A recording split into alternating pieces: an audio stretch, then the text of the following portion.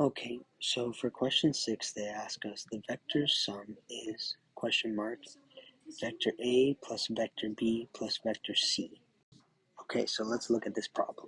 Let's keep in mind that when you look at vector A, the end where the dot is the tail, and the end where the arrow is the head. Another thing to keep in mind is that when you have a sum of vectors or an addition of vectors, it goes from the tail of the first to the head of the last. Also, when it's subtraction, it goes from head A to head C.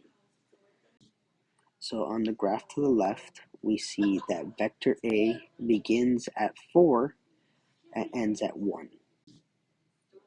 Okay, so since we're using a sum of vectors, it goes from tail A to head C.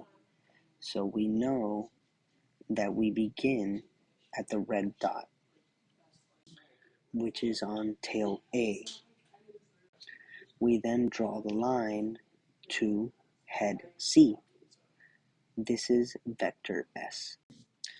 Okay, now for step 2. We know vectors have two components.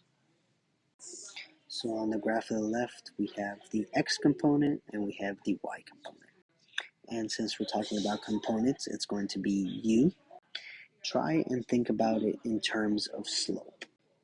So we started at y equals 4 and finished at y equals 3.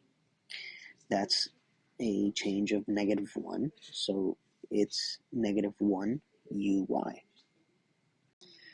For the x component, we move 2 in the positive direction, so it's plus 2uy. Now that we know this, we know that the correct answer is C.